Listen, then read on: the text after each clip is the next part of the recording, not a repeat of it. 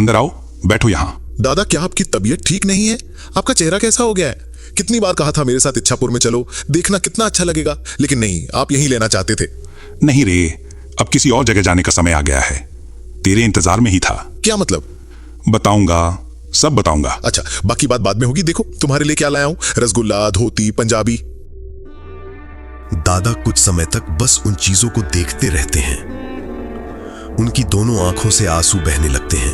ये क्या दादा, आप रो क्यों रहे हैं? ये तो मैं हर बार देखता हूं, जब भी कुछ तुम्हारे लिए लाता हूं तुम रो देते हो।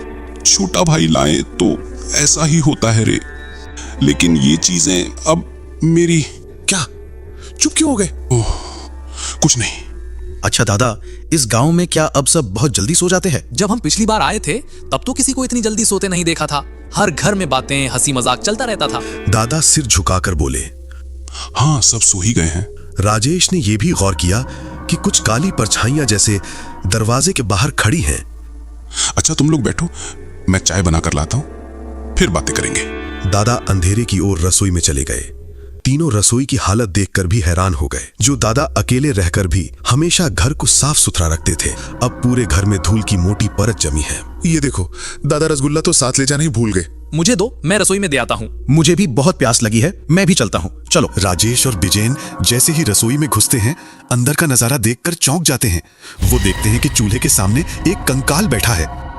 वो पत्थर जैसे जमकर खड़े हो जाते हैं, मुंह से आवाज तक नहीं निकल रही। राजेश और विजय नहीं लौटते देख शंभू भी रसोई में आता है और वो भयावह दृश्य देखकर सिहर उठता है। वो कौन है? ये कहकर वो जोर से चिल्ला उठता है और एक पल की देर किए बिना तीनों घर से दौड़ते हुए स्टेशन की तरफ भागते हैं। वो मेरे दादा नहीं हो सकते, नहीं, किसी हालत में नहीं। उनके साथ साथ चल रही थी कुछ काली परछाइयां। तो तुम लोग कौन हो? थोड़ा आगे बढ़ते ही तीनों देखते हैं कुछ कंकाल रास्ते पर खड़े हैं।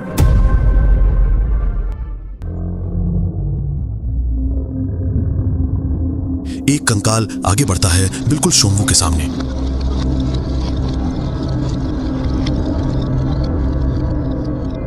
धीरे धीरे वो इंसानी शक्ल ले लेता है।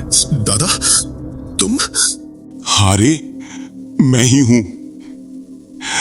तभी तो कहा था अब इच्छापुर तेरे साथ नहीं जा पाऊंगा।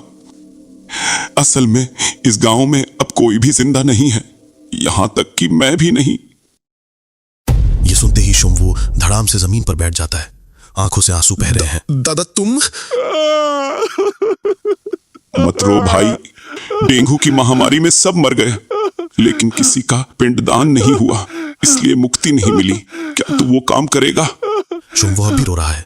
राजेश और विजयन शंभू को संभालने की कोशिश करते हैं।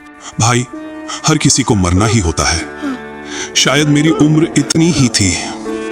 दादा, आपने मुझे खबर क्यों नहीं दी? कैसी बुलाता तुझे इस मुसीबत में? कितनी बार पंचायत में खबर दी गई कि डेंगू मच्छर मारने की दवा दी जाए, लेकिन जब दवा पहुंची तब तक गांव के ज्यादातर लोग मर चुके थे और जो बचे थे वो गांव छोड़कर चले गए। इसीलिए जब सब खत्म हो गया तब तुझे बताया। दादा आकर शंभू के सर पर हाथ रख। शंभू, तुझे एक और काम करना होगा।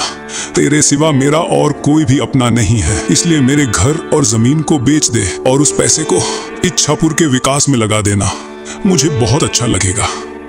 यही मेरी आखिरी इच्छा है। करूंगा दादा, तुम्हारी हर इच्छा पूरी करूंगा। चल रे, कितने सालों बाद तेरी बौधी से मिलना होगा। कितने दिन से वो अकेली है, अब हम मिलेंगे। इसके बाद दादा की शक्ल धीरे धीरे हवा में घुल जाती है। अगले दिन शंभू दादा की आंखों में आंसू लिए उनका पिंड दान करता है